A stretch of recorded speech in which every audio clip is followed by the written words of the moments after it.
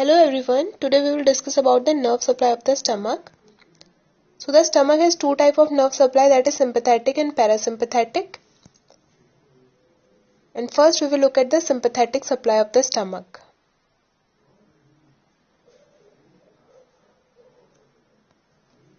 So this is the sympathetic chain.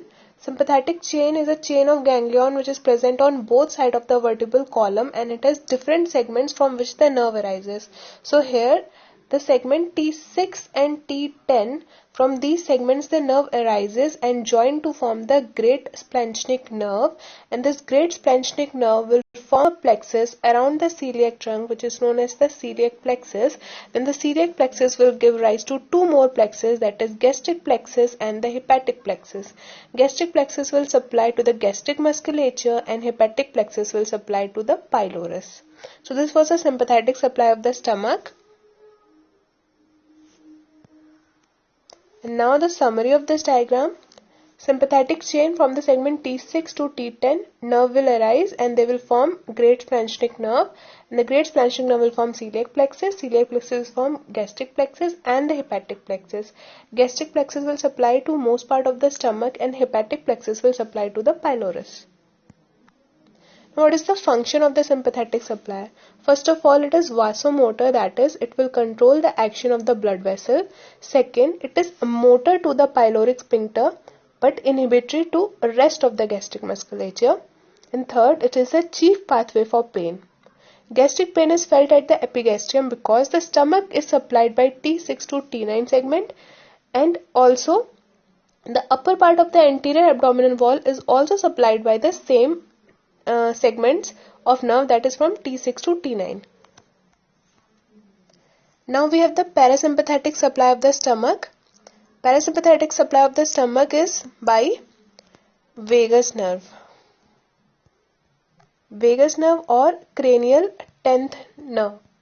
Okay, so vagus give two branches, that is anterior gastric nerve and the posterior gastric nerve. The anterior gastric nerve is present on the anterior surface of the stomach and posterior gastric obviously on the posterior surface of the stomach. So now anterior gastric will give different branches like the hepatic branch, pyloric branch and the gastric branches. Okay. Pyloric branches will supply to the pylorus and the pyloric antrum, whereas the gastric branch will supply to the fundus and the body of the stomach. An anterior nerve of letter Z is also a gastric branch which will supply to the anterior surface of the pylorus. Then on the posterior surface we have posterior gastric nerve which will have branches like celiac branch and the gastric branch. Again, the gastric branch will supply to the fundus, body and to the pylorus, whereas the celiac branch will supply to the celiac plexus. The posterior nerve of letter Z is also a gastric branch which will supply to the posterior surface of the pylorus. So this was the parasympathetic supply of the stomach.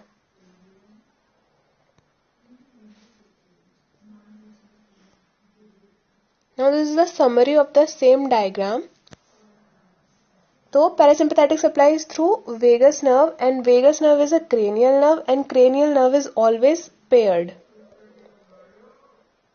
Yani we have two vagus nerve in our body. Okay.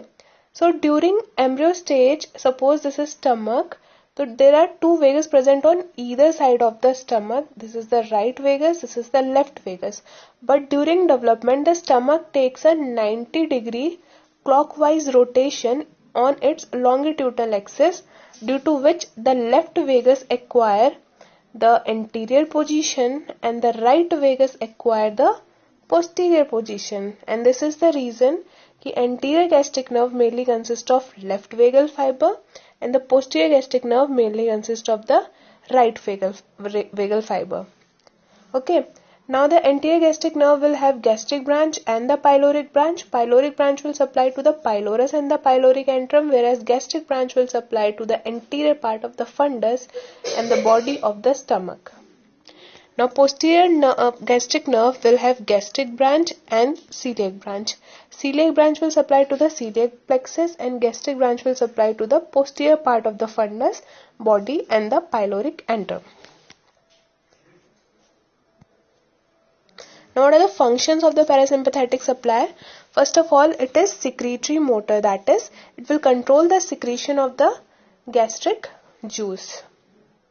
And that is the reason कि अगर कोई person gastric ulcer से सफर कर रहा होता है तो उसमें पार्शियल या कंप्लीट वैगोटॉमी करा दी जाती है ताकि उसमें इनहिबिशन कर सके हम गैस्ट्रिक जूस के सिक्रीशन का. Then it is motor to the stomach musculature and inhibitory to the pyloric sphincter, जो कि जस्ट रिवर्स है सिंपैथेटिक सप्लाई का. सिंपैथेटिक सप्लाई में it was motor to the pyloric sphincter but inhibitory to the gastric musculature, और यहाँ उसका just उल्टा है. It is motor to the gastric musculature and inhibitory to the pyloric sphincter. So this was the nerve supply of the stomach. I hope you liked the video. Please like it, share and subscribe.